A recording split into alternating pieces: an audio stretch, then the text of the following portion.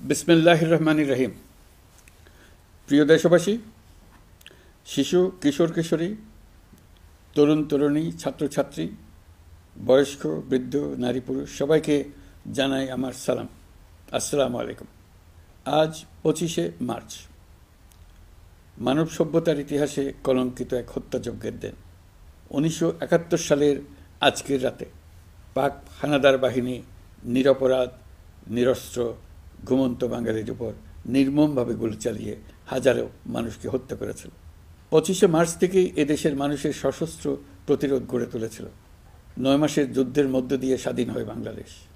মহান স্বাধীনতা দিবসের প্রাক্কালে আমি গভীর শ্রদ্ধার সঙ্গে স্মরণ করছি মহান মুক্তিযুদ্ধের বীর শহীদদের, যাদের প্রাণের বিনিময়ে আমরা স্বাধীন সার্বভৌম বাংলাদেশ পেয়েছি। 9 মাসের রক্তক্ষয়ী যুদ্ধে লক্ষ লক্ষ শহীদ ও 2 লাখ নির্যাতিত নারীর আত্মত্যাগ পৃথিবীর মানচিত্রে বাংলাদেশ নামে একটি স্বাধীন ভূখণ্ডের জন্ম দিয়েছিল। মুক্তিযুদ্ধের এই বীরদের প্রতি আমার সালাম। সেই সঙ্গে 24শে জুলাই অভ্যুত্থানে নিহত হাজারো শহীদ ও আহত, যারা বৈষম্য, শোষণ, নির্যাতন এবং নিপীড়নের বিরুদ্ধে বুক চিতিয়ে দাঁড়িয়েছিল, তাদের প্রতি সমগ্র জাতির পক্ষ থেকে আমি সশ্রদ্ধ সালাম জানাচ্ছি। জুলাই গণ অভ্যুত্থান আমাদেরকে যে বৈষম্যহীন বাংলাদেশ গড়ার স্বপ্ন পূরণের সুযোগ এনে দিয়েছে, সেই সুযোগ আমরা কাজে লাগাতে চাই। প্রিয় দেশবাসী, পবিত্র মাহে রমজানের সিয়াম সাধনা উপলক্ষে আপনাদের সকলকে আমার আন্তরিক মোবারকবাদ জানাচ্ছি। সেই সঙ্গে সকলকে জানাই পবিত্র ঈদ উল ফিতরের অগ্রিম শুভেচ্ছা। ঈদ মুবারক। এবারের ঈদ স্মরণীয়ভাবে আনন্দদায়ক হোক, এই কামনা করছি।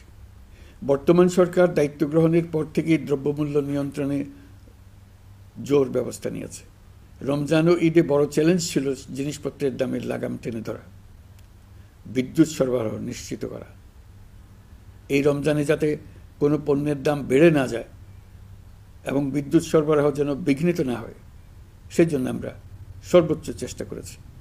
রমজান মাস জুড়ে সরবরাহ চেনের প্রতিবন্ধকতা কঠোরভাবে প্রতিহত করতে সব ধরনের ব্যবস্থা আমরা নিয়েছি। দেশের সকল জায়গা থেকে খবর এসছে যে এই রমজানের দ্রব্যমূল্য আগের তুলনায় কমেছে, জনগণ স্বস্তি পেয়েছে। দাম নিয়ন্ত্রণে এই প্রচেষ্টা চলমান থাকবে। প্রিয় দেশবাসী, গত 16 বছরে শেখ হাসিনা যে ভয়াবহ লুটপাট কায়েম করেছিল, আপনারা সেটার ভুক্তভোগী ছিলেন। ছাত্র জনতার অভ্যুত্থানের মুখে তারা পালিয়ে যাবার সময় এক লণ্ডভণ্ড অর্থনীতি রেখে গেছে। এই পরিস্থিতিতে দায়িত্ব নেবার পর অর্থনীতি পুনরুদ্ধারের জন্য অন্তর্বর্তী সরকার নানা উদ্যোগ নিয়েছে। ব্যাংকিং খাতে শৃঙ্খলা ফিরেছে। ক্রমান্বয়ে অর্থনীতির অপরাপর সুযোগগুলো ইতিবাচক ধারায় ফিরতে শুরু করেছে। এই সরকারের সবচেয়ে বড় চ্যালেঞ্জ মূল্যস্ফীতি। ফেব্রুয়ারিতে মূল্যস্ফীতি 9.32% নেমে এসছে, যা 22 মাসের মধ্যে সর্বনিম্ন। আগামী জুন মাসের মধ্যে এটি 8%-এর নিচে নেমে আসবে বলে আশা করছি। দেশের ধ্বংসপ্রাপ্ত অর্থনীতিতে স্বস্তি এনে দিয়েছে আমাদের প্রবাসী ভাই বোনেরা। অন্তর্বর্তী সরকার দায়িত্ব নেবার পর থেকে রেমিটেন্স ধারাবাহিকভাবে বেড়েছে। ফেব্রুয়ারি মাসে রেমিটেন্স প্রবাহ রেকর্ড গড়েছে, প্রায় 25% বৃদ্ধি পেয়ে $2.5 বিলিয়ন পৌঁছেছে। রেমিটেন্স যোদ্ধারা আমাদের দেশের অর্থনীতি গড়ার বীর সৈনিক। তাদের জন্য প্রক্রিয়াগত যেসব বিষয় রয়েছে, সেগুলো সহজ করে দেওয়া আমাদের দায়িত্ব। তারা যেন ভোগান্তির শিকার না হন, দূতাবাস যেন ঠিকমতো কাজ করে, এটি নিশ্চিত করার জন্য আমরা ব্যবস্থা নিয়েছি। আগামী নির্বাচনে যেন তাদের ভোটাধিকার দিতে পারি, সেজন্য কাজ করছি। পলাতক সরকারের আমলে চট দখলের মতো দেশের ব্যাংকগুলো দখল করে নেওয়া হয়েছিল। আমানতকারীর টাকাকে তারা নিজেদের ব্যক্তিগত টাকায় রূপান্তরিত করে ফেলেছিল। অন্তর্বর্তী সরকারের অন্যতম কাজ ছিল ব্যাংকিং ব্যবস্থায় আস্থা ফিরিয়ে আনা, আমানতকারীর স্বার্থ রক্ষা করে নিয়ম শৃঙ্খলা প্রতিষ্ঠা করা, হিসাবপত্রে বিশ্বাসযোগ্যতা স্থাপন করা। ব্যাংকিং ব্যবস্থায় আস্থা প্রতিষ্ঠা করা গেছে। এর ফলে অর্থনীতিতে শৃঙ্খলা ফিরেছে। অন্তর্বর্তী সরকারের অর্জনগুলোর মধ্যে এটা ছিল খুবই গুরুত্বপূর্ণ। গত সরকারের লুটপাটের মহোৎসবে গত 15 বছরে $234 বিলিয়ন পাচার হয়েছে। এটা আমরা জানি। কত রকমভাবে পাচার হয়েছে তাও জানার বিষয়। অভিনব এক একটা পদ্ধতি ছিল। পাচারের একটা পদ্ধতি সবাইকে হতভম্ব করে দিয়েছে। এই পাচার হয়েছে বিদেশে অধ্যয়নরত সন্তানের কাছে টাকা পাঠানোর নামে। তিনি সন্তানের লেখাপড়ার জন্য এক সেমিস্টারের অর্থাৎ 3 মাসের খরচ বাবদ অফিসিয়াল ব্যাংকিং চ্যানেলে পাঠিয়েছেন $3,33,00,000, অর্থাৎ প্রায় 400 কোটি টাকা। পাচারের এর চাইতে বেশি তাক লাগানো পন্থা আর কি আছে, তার কোনো সীমা আছে বলে আমার মনে হয় না। আইন, নিয়ম, নীতির জায়গায় যখন হরিলুট প্রতিষ্ঠিত হয় তখন এমন সব কিছুই সম্ভব। এই অর্থ পাচারকারীদের দ্রুত আইনের আওতায় নিয়ে আসার লক্ষ্যে ইতোমধ্যে আন্তর্জাতিক তৎপরতা জোরদার করা হয়েছে। প্রিয় দেশবাসী, অন্তর্বর্তী সরকার পৃথিবীর বিভিন্ন দেশের শীর্ষস্থানীয় বিনিয়োগকারীদের সঙ্গে নিয়মিত বৈঠক করে যাচ্ছে। তারা বাংলাদেশের বর্তমান ব্যবস্থায় বিনিয়োগের বিষয়ে খুবই আগ্রহী। আশা করছি দ্রুততম সময়ে দেশের নতুন নতুন বিদেশি বিনিয়োগ আপনারা দেখতে পাবেন। সরকার দায়িত্ব নেওয়ার পর থেকে দেশে রপ্তানি 13% বেড়েছে। জানুয়ারিতে 7% কন্টেইনার হ্যান্ডলিং বেড়েছে। বাংলাদেশ বিনিয়োগ উন্নয়ন কর্তৃপক্ষ ইতোমধ্যে লাইসেন্সিং রিকোয়ারমেন্টস, প্রত্যাবাসন আইনসহ বিনিয়োগকারীদের যে সাধারণ সমস্যাগুলো রয়েছে সেগুলো সমাধানে কাজ শুরু করেছে। বাংলাদেশ বিনিয়োগ উন্নয়ন কর্তৃপক্ষ আগামী মাসে ঢাকায় 4 দিনব্যাপী আন্তর্জাতিক বিনিয়োগ সম্মেলন করছে। বিশ্ববিখ্যাত অনেক বিনিয়োগকারী এতে অংশ নেবেন। ইতিমধ্যে DP World, Singapore PSA, AP Moller Maersk কয়েক বিলিয়ন ডলারের বিনিয়োগের প্রস্তাব করেছে। অন্তর্বর্তী সরকার দায়িত্ব গ্রহণের পর থেকেই স্বতঃস্ফূর্তভাবে পৃথিবীর সকল সরকার আমাদের প্রতি বন্ধুত্বের হাত বাড়িয়ে দিয়েছে। এটা শুরু হয়েছিল গত সেপ্টেম্বরে জাতিসংঘের বার্ষিক বৈঠকে। আপনাদের মনে আছে বিশ্বের সরকার প্রধানরা কীভাবে আমাদের সঙ্গে আগ্রহ নিয়ে দেখা করতে এগিয়ে এসছে। তারপর থেকে যে কোনো সম্মেলনে গিয়েছি, দেখেছি আন্তর্জাতিক নেতৃবৃন্দের আগ্রহ কীভাবে ক্রমেই বেড়ে চলেছে। জানুয়ারি মাসে সুইজারল্যান্ডের ডাভোসে গিয়েছিলাম।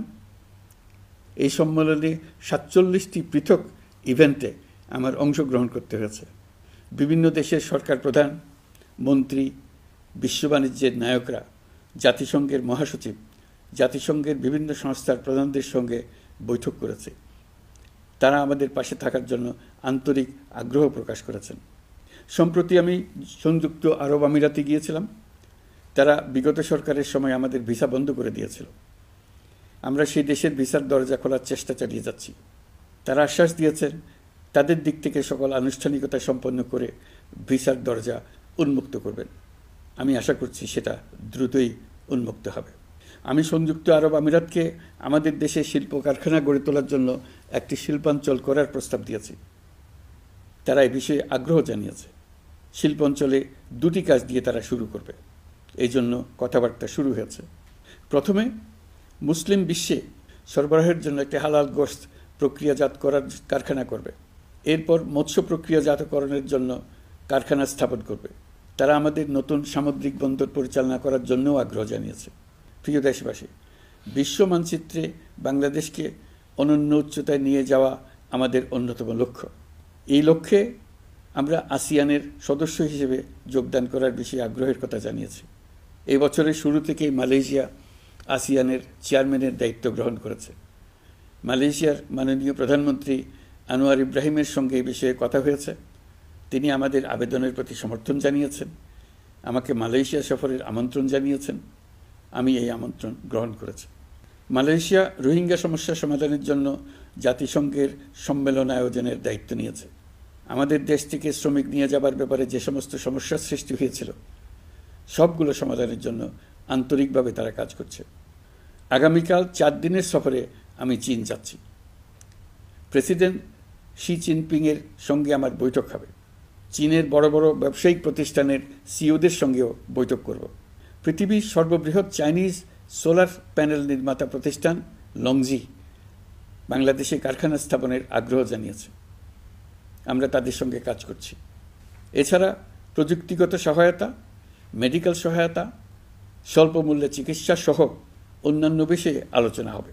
তারা আমাদের দেশ থেকে আম, কাঁঠাল ও পেয়ারা আমদানি করতে চায়। এটা খুব দ্রুতই শুরু হবে।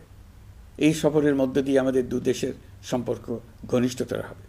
আমি বরাবরই বলে এসেছি, আমরা মহা সৌভাগ্যবান এক জাতি।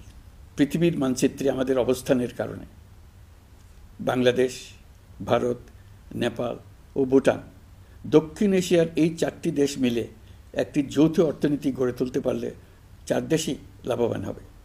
নেপাল ও ভুটান আমাদের জলবিদ্যুৎ দিতে অত্যন্ত আগ্রহী, আমরাও নিতে আগ্রহী। বাংলাদেশের শিল্পাঞ্চল গড়ে তুলতে এর কোনো বিকল্প নেই। আমাদের রয়েছে এক বিস্তীর্ণ মহাসাগর। ভৌগোলিক অবস্থানগত কারণে আমাদের সামনে বিরাট অর্থনৈতিক সুযোগ এনে দিয়েছে। কুমিরা থেকে টেকনাফ পর্যন্ত দীর্ঘ উপকূল ভূমি। এই দীর্ঘ উপকূল জুড়ে বিরামহীনভাবে অনেকগুলি আধুনিক প্রযুক্তি সমৃদ্ধ আন্তর্জাতিক মানের সমুদ্র বন্দর, শিল্প কারখানা, রপ্তানি প্রক্রিয়াজাতকরণ এলাকা স্থাপন করা গেলে পুরো অর্থনৈতিক অঞ্চলের ভবিষ্যৎ দ্রুত পরিবর্তন সম্ভব। নেপাল থেকে জলবিদ্যুৎ আনতে পারলে জীবাশ্ম জ্বালানির উপর আমাদের নির্ভরশীলতা কমবে। বর্তমানে বিশ্ববাসী পরিবেশ রক্ষায় সচেতন, তারা এটাকেই সর্বোচ্চ অগ্রাধিকার দিচ্ছে। জীবাশ্ম জ্বালানির উপর নির্ভরশীলতা কমিয়ে পরিবেশ বান্ধব বিকল্প পাওয়া গেলে বিদেশি বিনিয়োগকারীদের আরও বেশি মনোযোগ আকর্ষণ করা যাবে। দেশের ক্রমবর্ধমান বিদ্যুৎ চাহিদার পরিপ্রেক্ষিতে রূপপুর পারমাণবিক বিদ্যুৎ কেন্দ্রের কাজ যথাসময়ে শেষ করার বেশি আমরা জোর দিয়েছি। রোসাটমের মহাপরিচালক আমাকে বলেছেন, শিগগিরই বিদ্যুৎ কেন্দ্রটি পরীক্ষামূলকভাবে চালু করা হবে। আমাদের পণ্য পৃথিবীর পণ্য। এই পণ্য নেপালে যাবে, ভুটানে যাবে, ভারতের 7 সিস্টার্সে যাবে। প্রতিবেশীদের পণ্য আমাদের এখানে আসবে, সারা পৃথিবীর কাছে পৌঁছে যাবে। এইভাবেই এটি একটি লাভজনক অর্থনৈতিক অঞ্চল হিসেবে দাঁড়িয়ে যাবে। আর এই অঞ্চলের গুরুত্বপূর্ণ ভূমিকায় থাকবে বাংলাদেশ। বাংলাদেশের সবচেয়ে বড় সমস্যা সীমাহীন দুর্নীতি। স্বৈরাচারী সরকার এই দুর্নীতিকে বিশ্বের শীর্ষস্থানে নিয়ে গেছে। দুর্নীতির ফলে শুধু যে সবকিছুতে অবিশ্বাস্য রকম ব্যয়বৃদ্ধি পাচ্ছে তাই না, এর ফলে সরকার ও জনগণের সকল আয়োজন বিকৃত হয়ে যায়। সরকারের লক্ষ্য, নীতিমালা, প্রাতিষ্ঠানিক আয়োজন, সরকারি কর্মকর্তাদের দায় দায়িত্ব যা কিছু কাগজে লেখা থাকে তার সব কিছু অর্থহীন হয়ে যায়। দেশ চলে অলিখিত আয়োজনে।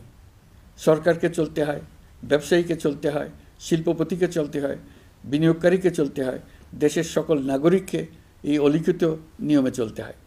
নাগরিককে এই অদৃশ্য জগতের সঙ্গে মোকাবেলা করে টিকে থাকার বিদ্যায় পারদর্শী হতে সাধনা করতে হয়। দৈনন্দিন জীবনে টিকে থাকা এবং সাফল্য অর্জনের জন্য একটা নতুন ভাষা আয়ত্ত করতে হয়। চারদিকে কী শব্দ বলা হচ্ছে, কাগজে কি লেখা হচ্ছে তা মনে মনে দ্রুত অনুবাদ করে তার মর্মার্থ বুঝে নিতে হয়। তা না হলে দৈনন্দিন সিদ্ধান্ত নেওয়া যায় না। সবচেয়ে বড় মুশকিল হলো এর কোনো অভিধান নেই। কারণ ব্যক্তিবিশেষে, স্থান বিশেষে, পরিস্থিতি বিশেষে এর অর্থ ক্রমাগতভাবে পাল্টে যায়। পুরো বিশ্ব বুঝে গেছে আমরা জাতি হিসেবে সততার পরিচয় বহন করি না। এটা শুধু জাতীয় কলঙ্কের বিষয় নয়, আন্তর্জাতিক বাণিজ্যে এটা আত্মঘাতী বিষয়। দেশবাসীর মতো আন্তর্জাতিক সম্প্রদায়ও চায় আমরা দুর্নীতিমুক্ত হই, কারণ তারা আমাদের সঙ্গে ব্যবসা বাণিজ্য সম্প্রসারণ করতে চায়। দুর্নীতিমুক্ত হতে না পারলে ব্যবসা বাণিজ্য কিছুই চলবে না। দুর্নীতি থেকে মুক্ত হওয়া ছাড়া বাংলাদেশের কোনো গতি নেই। অন্তর্বর্তী সরকার সকল কাজ দুর্নীতিমুক্ত করতে সর্বোচ্চ অগ্রাধিকার দিয়ে যাচ্ছে। এই সরকারের মেয়াদকে দুর্নীতিমুক্ত রাখার চেষ্টার পাশাপাশি আগামী দিনেও দেশের নাগরিককে যেন সরকারের পৃষ্ঠপোষকতা দুষ্পুষ্ট দুর্নীতি থেকে মুক্ত রাখতে পারে সেই ব্যবস্থা নিশ্চিত করতে আমরা প্রতিশ্রুতিবদ্ধ। দুর্নীতি ও হয়রানি রোধে আমরা একটা বিষয়ের উপর গুরুত্ব দিচ্ছি। সরকারের সঙ্গে দৈনন্দিন, মাসিক বা বার্ষিক রুটিন কাজের জন্য যেন কোনো নাগরিককে সশরীরে কোনো সরকারি অফিসে উপস্থিত হতে না হয়। দুর্নীতি প্রতিরোধের অংশ হিসেবে সরকারি সব অফিসে ই-ফাইলিং চালুর সিদ্ধান্ত নেওয়া হয়েছে। ই-ফাইলিং ব্যবস্থা চালু হলে দুর্নীতি কমে আসবে। এতে করে কোন অফিসের কোন ডেস্কে কোন ফাইল আটকে আছে তা সহজেই জানা যাবে। সরকারি যতগুলো কার্যক্রমে অনলাইন সেবা চালু সম্ভব সবখানেই এই সেবা চালুর বিষয়ে সরকার কাজ করছে। সরকারি বিভিন্ন সেবা পেতে অসহায় নাগরিকের টুটি চেপে ধরে অবিশ্বাস্য পরিমাণ টাকা দিতে বাধ্য করা হয়। টাকার যে লেনদেন ও ভোগান্তির সম্মুখীন হতে হয় সেটা থেকে নাগরিকদের বাঁচানোর জন্য আমরা বদ্ধপরিকর। অনলাইনে সেবা পাওয়ার পদ্ধতিটি আরও কীভাবে সহজ করা যায় এই ব্যাপারে আমাদের কাছে পরামর্শ জানিয়ে লিখুন, ইমেল করুন। আপনি বা আপনার পরিবারের যে কেউ এই সেবা বাণিজ্যিকভাবে দিতে চাইলে প্রশিক্ষণ গ্রহণ করে পৃথিবীর যে কোনো স্থান থেকে এই সেবা দিতে পারবেন। বিগত সরকারের আমলে ভিন্নমতকে দমন করার জন্য মিথ্যা মামলাকে হাতিয়ার হিসেবে বেছে নেওয়া হয়েছিল। বিভিন্ন পর্যায়ে যাচাই বাছাই করে আমরা এসব হয়রানিমূলক মামলা প্রত্যাহারের উদ্যোগ নিয়েছি। গত ফ্যাসিস্ট সরকারের সময় দায়ের করা রাজনৈতিক হয়রানিমূলক মামলাগুলোর মধ্যে সারা দেশে এই পর্যন্ত ৬,২৯৫টি মামলা প্রত্যাহারের সুপারিশ করা হয়েছে।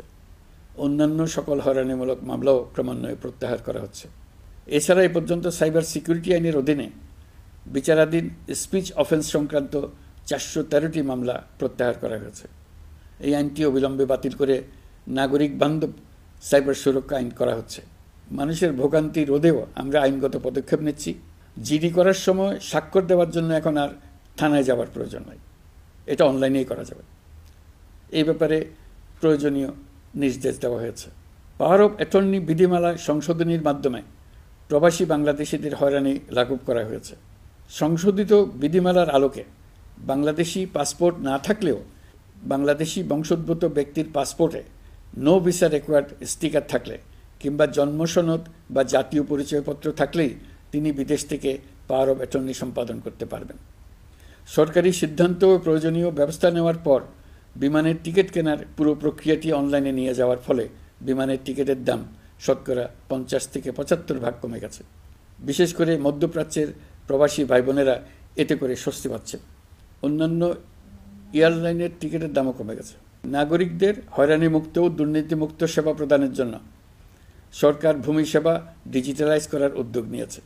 এর অংশ হিসেবে ভূমি মন্ত্রণালয় অনলাইনে ঘরে বসেই জমির খাজনা প্রদান, নামজারি, জমা খারিজ, খতিয়ান বা পর্চা সার্টিফাইড কপি, মৌজা ম্যাপ বা নকশা প্রদানের কার্যক্রম শুরু করেছে। এই পদ্ধতিতে ভোগান্তি, অস্বচ্ছতা ও দুর্নীতির অবসান হবে। বর্তমানে সারা দেশে পরীক্ষামূলকভাবে এই কার্যক্রম চালু হয়েছে। এগুলোকে ক্রমান্বয়ে আরও জনবান্ধব করে স্থায়ী রূপ দেওয়া হবে। এর লক্ষ্য হবে ক্রমাগতভাবে এই সকল দায়িত্ব সরকারের হাত থেকে নিয়ে সেবাদানকারী ব্যক্তি বা প্রতিষ্ঠানের কাছে ছেড়ে দেওয়া। গ্রামের স্কুল কলেজ পাশ করা ছেলেমেয়েরা, গৃহিণীরা ঘরে বসে সারা দেশে এই সেবা দান করবে এবং অনেকে তাদের কৃতিত্বের জন্য প্রসিদ্ধ হয়ে পড়বে। তারা সারা দেশের গ্রাহকদের সেবা নিজের গ্রাম থেকেই প্রদান করবে। রাজস্ব সংস্কার কমিশনের সুপারিশ অনুসারে জাতীয় রাজস্ব বোর্ড বিলুপ্ত করার সিদ্ধান্ত নেওয়া হয়েছে। এর জায়গায় দুটি পৃথক বিভাগ করা হচ্ছে। একটি হলো নীতি প্রণয়ন বিভাগ বা জাতীয় রাজস্ব নীতি বোর্ড, অন্যটি বাস্তবায়ন বিভাগ বা জাতীয় রাজস্ব সংগ্রহ বিভাগ। এর ফলে সরকারের পছন্দের ব্যক্তিরা হাজার হাজার কোটি টাকার রাজস্ব ফাঁকি দেওয়ার আর সুযোগ পাবে না। আমি আশা করি পরবর্তীতে যারা সরকারে আসবেন তারাও এই নীতি বহাল রাখবেন। এখনকার যুগ হলো প্রযুক্তির যুগ, সৃজনশীলতার যুগ। আমাদের দেশে ১৭ কোটি নারী পুরুষ, তার মধ্যে তরুণরা হলো বিপুলভাবে সংখ্যাগরিষ্ঠ। বাংলাদেশ মানব সম্পদের দিক থেকে ৮ম বৃহত্তম দেশ। একযোগে এই তরুণরা সৃজনশীলতা প্রকাশের সুযোগ পেলে বন্যার স্রোতের মতো আমাদের দেশ দ্রুত বেগে পৃথিবীর বাজারের মধ্যস্থানে চলে যাবে। এই বিপুল তরুণ গোষ্ঠীর সামনে থেকে পথের বাধা সরিয়ে দেওয়াই হলো আমাদের সরকারের প্রধান লক্ষ্য। প্রযুক্তি আমাদের জন্য সুযোগ সৃষ্টি করেছে, আমরা দ্রুত বেগে এই সুযোগ গ্রহণ করার কাজে নিজেদের নিয়োজিত করেছি। এমনভাবে আমরা প্রযুক্তি ব্যবহার করার কাজে নিয়োজিত হয়েছি যাতে নাগরিকের আঙ্গুলের ইশারায় সরকার তার সেবা নাগরিকের কাছে তাৎক্ষণিকভাবে হাজির করে। তা নিশ্চিত করার জন্য আমরা সেই সেবা দিতে চাই প্রযুক্তির মাধ্যমে, সরকারি অফিসের মাধ্যমে নয়। ইতিমধ্যে পাসপোর্ট পেতে পুলিশ ভেরিফিকেশনের নিয়ম আমরা বাতিল করে দিয়েছি। এর ফলে বর্তমানে নাগরিকরা আগের চাইতে সহজভাবে পাসপোর্ট সেবা পাচ্ছেন। পুলিশ রিপোর্ট প্রাপ্তির নিয়ম বাতিল করার পর এই পর্যন্ত ৭০,০০০ নতুন পাসপোর্ট, যা বহুকাল ধরে পুলিশ রিপোর্ট আসার অপেক্ষায় আটকে ছিল, তা দ্রুত আবেদনকারীদের হাতে পৌঁছে দেওয়া হয়েছে। পাসপোর্ট প্রাপ্তি সহজ করার জন্য আমরা পুরনো পদ্ধতি বাতিল করে ইলেকট্রনিক পাসপোর্ট প্রচলন শুরু করেছি। এর ফলে দ্রুত পাসপোর্ট দেওয়া সম্ভব হচ্ছে। দেশের অভ্যন্তরে ই পাসপোর্ট হোম ডেলিভারি দেওয়া সম্ভব হচ্ছে। আগামীতে সকলেই ঘরে বসে পাসপোর্ট পাবেন, এটা নিশ্চিত করার চেষ্টা করছে। পাসপোর্ট দেওয়ার দায়িত্বে নিয়োজিত কর্মকর্তারা অত্যন্ত উৎসাহ সহকারে দ্রুত এসব পরিবর্তন আনার ব্যাপারে এগিয়ে আসছেন দেখে মনটা আনন্দে ভরে যায়। প্রিয় দেশবাসী, হজ মুসলমানদের জন্য সবচেয়ে গভীর আধ্যাত্মিক সফরগুলোর মধ্যে প্রধান। সারা জীবন তারা হজ পালনের জন্য অপেক্ষা করেন। পবিত্র হজ পালনে বাংলাদেশের হাজিরা প্রায় বিভিন্ন চ্যালেঞ্জের সম্মুখীন হন। ভাষাগত বাধা, স্বাস্থ্য ঝুঁকি, অতিরিক্ত ভিড়, প্রশাসনিক জটিলতা এবং লজিস্টিক সমস্যা সহ নানা অসুবিধা।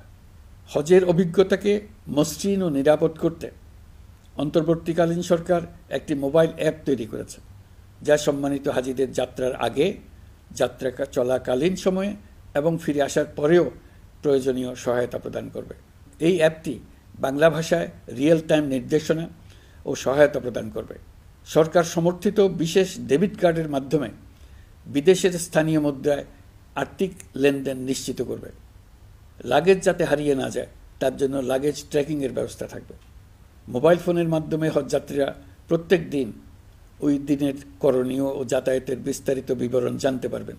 যেদিন যে দোয়া পড়তে হবে সেটা স্মরণ করিয়ে দেবে। যেসব পবিত্র স্থানে যাবেন সেসবের ছবিসহ ইতিহাস বর্ণনা করবে। হাজিদের মনে কোনো প্রশ্ন জাগলে কল সেন্টারে ফোন করে সেই প্রশ্নের উত্তর পাবেন। শরীর খারাপ লাগলে ডাক্তারের সঙ্গে যোগাযোগ করিয়ে দেবে। সম্মানিত হাজিদের কোনো পরামর্শ থাকলে সেটা পরামর্শ পৃষ্ঠায় লিখে দিতে পারবেন। ভ্রমণের দৈনন্দিন ঝামেলার জন্য হজের মূল লক্ষ্যকে পরাজিত করতে না পারে তার জন্য সকল ব্যবস্থা এতে রাখা থাকবে। প্রিয় দেশবাসী, আপনারা শুনেছেন আমি স্টারলিংকের প্রতিষ্ঠাতা এবং বিশ্বের শীর্ষ ধনকুবের স্পেস এক্স ও টেসলার মালিক এলন মাস্কের সঙ্গে ফোনে আলাপ করে বাংলাদেশে স্টারলিংকের কার্যক্রম শুরু করার আহ্বান জানিয়েছি। সে অনুসারে কোম্পানির প্রতিনিধিরা এখন বাংলাদেশে তাদের কার্যক্রম শুরুর আয়োজন করছে। তাদের সঙ্গে 3 মাসের মধ্যেই বাণিজ্যিক চুক্তি চূড়ান্ত করার কাজ চলছে। স্টারলিংকের মাধ্যমে স্বল্প মূল্যে উচ্চগতির ইন্টারনেট বাংলাদেশের ডিজিটাল জগতে একটা বিপ্লব আনবে।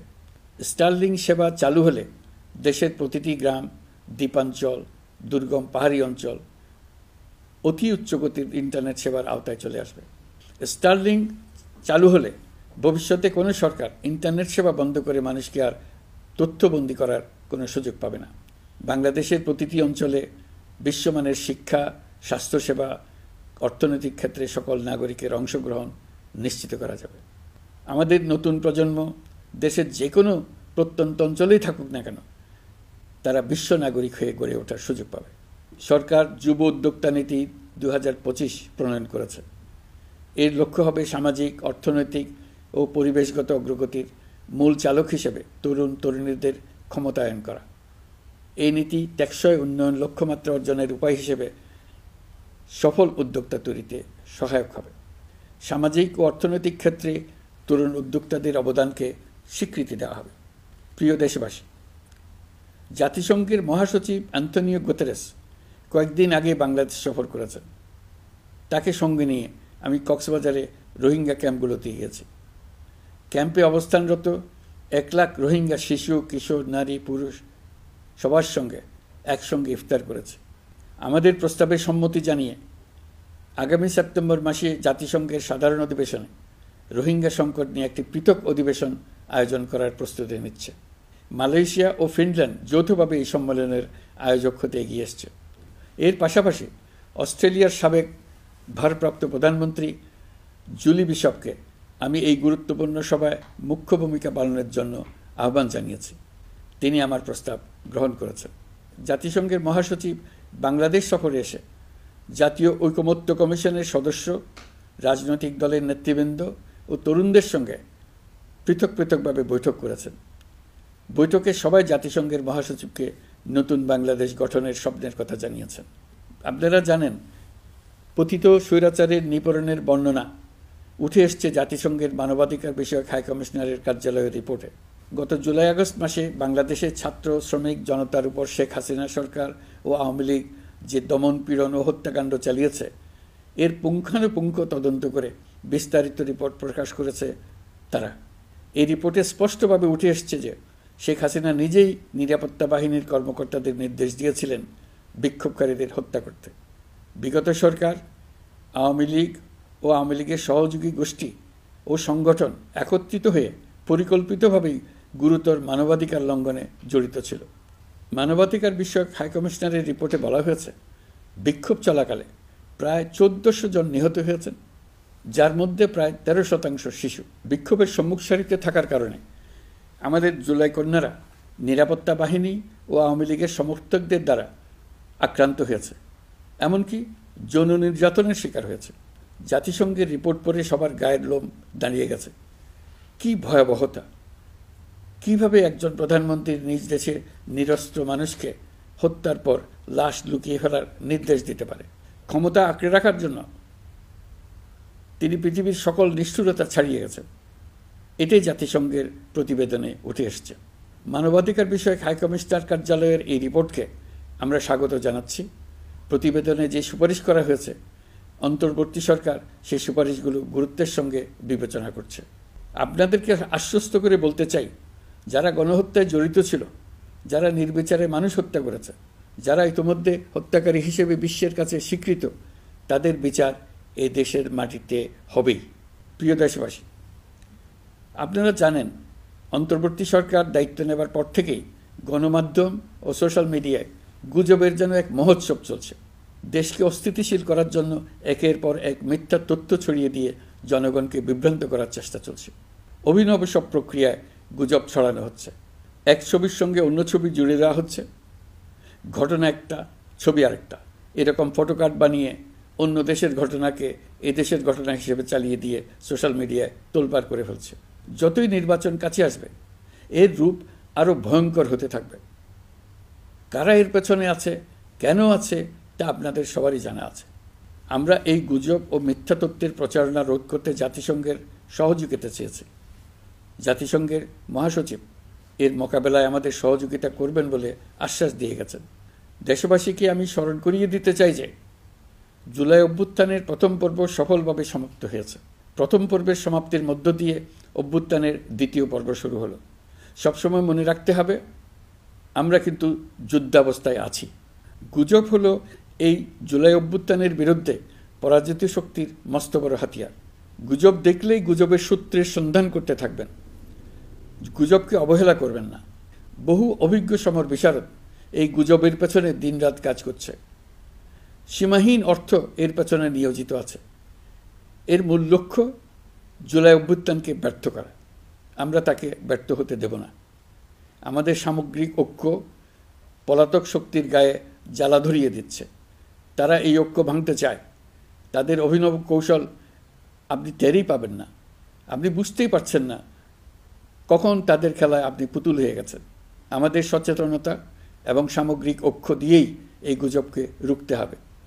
পলাতক অপশক্তির ষড়যন্ত্রকে ব্যর্থ করে দিতে হবে। প্রিয় দেশবাসী, আপনারা জানেন ইতিমধ্যে জাতীয় ঐকমত্য কমিশন তাদের কাজ শুরু করেছে। 6টি সংস্কার কমিশনের 166টি সুপারিশ ও পূর্ণাঙ্গ প্রতিবেদন সহ 38টি রাজনৈতিক দলের কাছে চিঠি দেওয়া হয়েছে। ইতিমধ্যে রাজনৈতিক দলগুলোর সঙ্গে বৈঠক শুরু হয়েছে। দেশের রাজনৈতিক দলগুলো খুবই ইতিবাচকভাবে সংস্কার কাজে সাড়া দিয়েছেন। তাদের মতামত তুলে ধরছেন। কোন রাজনৈতিক দল কোন কোন সংস্কার প্রস্তাবে একমত হয়েছেন, কোনটিতে দ্বিমত হয়েছেন, সেসব তারা জানাচ্ছেন। এটা আমাদের জাতির জন্য অত্যন্ত সুখকর বিষয় যে প্রতিটি রাজনৈতিক দল সংস্কারের পক্ষে মত দিচ্ছেন। ঐকমত্য কমিশনের মাধ্যমে সকল রাজনৈতিক দলের মতামত নেওয়ার কাজ এখন চলমান আছে। কমিশনের লক্ষ্য যে সকল বিষয়ে রাজনৈতিক দলগুলো একমত হবেন সেগুলো চিহ্নিত করা এবং তার একটা তালিকা প্রস্তুত করা।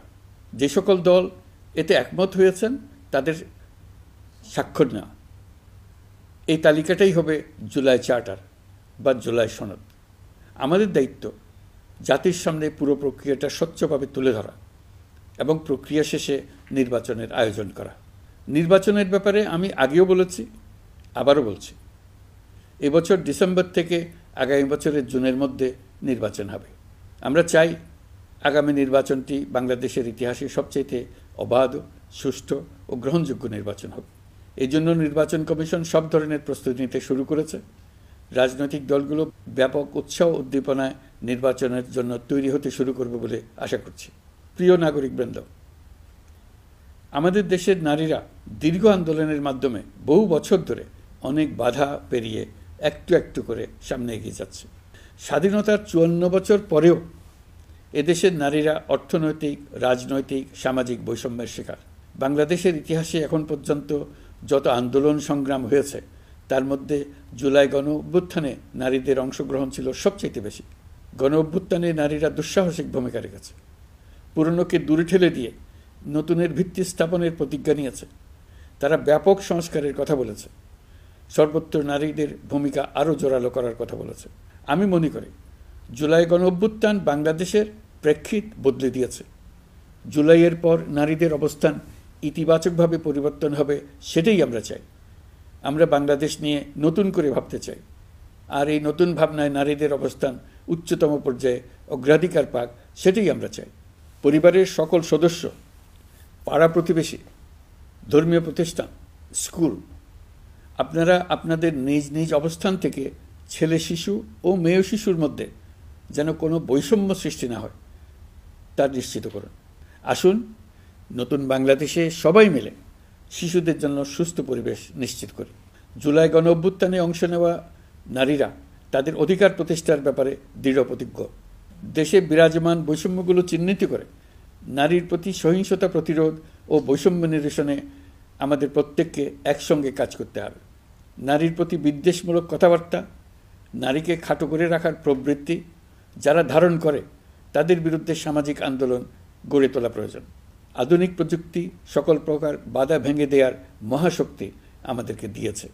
সেই বাধা যত শক্তই হোক, যত উঁচুই হোক, সকল দূরত্ব গোছানোর জন্য প্রযুক্তিকে অবশ্যই যেন আমরা ব্যবহার করতে আরম্ভ করি।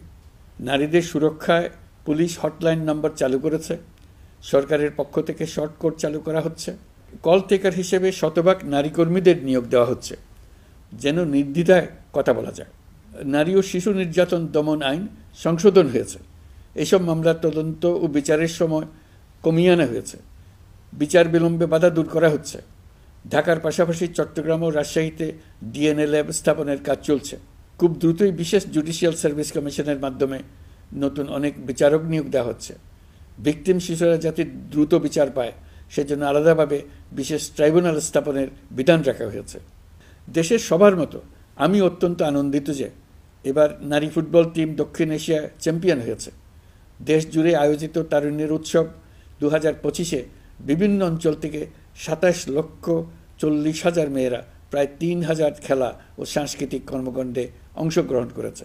উৎসবে দেশের সুবিধাবঞ্চিত ও সুবিধাপ্রাপ্ত অঞ্চল, প্রান্তিক জনগোষ্ঠী এবং 21টি নৃগোষ্ঠীর তরুণ তরুণী সহ সকলের সার্বজনীন অংশগ্রহণ ছিল।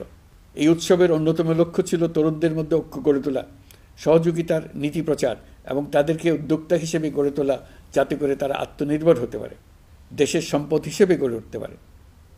আমরা তারুণ্যের এই উৎসব সারা বছর জুড়ে উদযাপন করার ঘোষণা দিয়েছি। এই উৎসবে আমরা গ্রাম, উপজেলা, শহর, বন্দর সকল এলাকার আবাল বৃদ্ধ বনিতাকে এবং স্কুল, কলেজ, মাদ্রাসার সরকারি বেসরকারি সকল প্রতিষ্ঠানের সবাইকে নানা প্রকারের সৃজনশীল কর্মসূচি নিয়ে এগিয়ে আসার জন্য আমি অনুরোধ জানাচ্ছি। প্রতিটি এলাকায় এই উৎসবে যোগদান করতে মেয়েদের যেন বিশেষভাবে উৎসাহিত করা যায় সেজন্য সকলকে আহ্বান জানাচ্ছি। কোথায় এটা কিভাবে উদযাপিত হচ্ছে সেই ব্যাপারে জানার জন্য আমি আগ্রহ নিয়ে অপেক্ষা করলাম। বিভিন্ন পর্যায়ে দেশের সেরা গ্রাম, সেরা উপজেলা, সেরা শহর, সেরা প্রতিষ্ঠান, সেরা ব্যক্তিকে পুরস্কার দেওয়ার জন্য আমরা প্রস্তুত থাকব। নারী অধিকারের পাশাপাশি একই রকম গুরুত্বের সঙ্গে মনে রাখতে হবে সংখ্যালঘুদের নাগরিক অধিকার, সমতল ও পাহাড়ের জাতিগোষ্ঠীর নাগরিক অধিকার। কারো কোনো নাগরিক অধিকারকে অবহেলা করলেই এই জাতির জন্য মহা সংকট সৃষ্টি হবে। নাগরিক হিসেবে আমরা কেউ যেন অন্য নাগরিকের অধিকার হরণের দায়ে অভিযুক্ত হতে না পারি, সেই ব্যাপারে আমাদের নিশ্চিত থাকতে হবে। তাহলেই সত্যিকার নতুন বাংলাদেশ জন্ম লাভ করবে। সবাইকে আবারও আমার সালাম জানিয়ে আমার বক্তব্য শেষ করছি। আসসালামু আলাইকুম। সবাইকে স্বাধীনতা দিবসের অভিনন্দন জানাচ্ছি। পবিত্র মাহে রমজানে মহান আল্লাহর অশেষ মেহেরবানি আমাদের উপরে বর্ষিত হোক। এবারের শবে কদরের পবিত্র রজনীতে মহান আল্লাহ যেন তাঁর সকল বান্দার মোনাজাত কবুল করেন তা প্রার্থনা করছি। একই সঙ্গে পবিত্র ঈদে সকলকে জানাই ঈদ মোবারক। ঈদে পরিবার পরিজন নিয়ে নির্বিঘ্নে ও আনন্দ সহকারে নিজ নিজ বাড়ি যাবেন, আত্মীয় স্বজনের কবর জিয়ারত করবেন, গরিব পরিবারের খোঁজখবর নেবেন, তাদের ভবিষ্যৎ ভালো করার জন্য চিন্তাভাবনা করবেন, আপনার সন্তানদের সঙ্গে তাদের পরিচয় করিয়ে দেবেন, এই কামনা করছি। ঈদের জামাতে দলমত নির্বিশেষে সবাই যেন পরাজিত শক্তির সকল প্ররোচনা সত্ত্বেও সুদৃঢ়ভাবে ঐক্যবদ্ধ থাকেন, সেজন্য আল্লাহর কাছে মোনাজাত করবেন, এই আহ্বান জানাচ্ছি। সকলের জীবন সার্থক হোক, আনন্দময় হোক। মহান আল্লাহ আমাদের সহায় হন। আল্লাহ হাফেজ।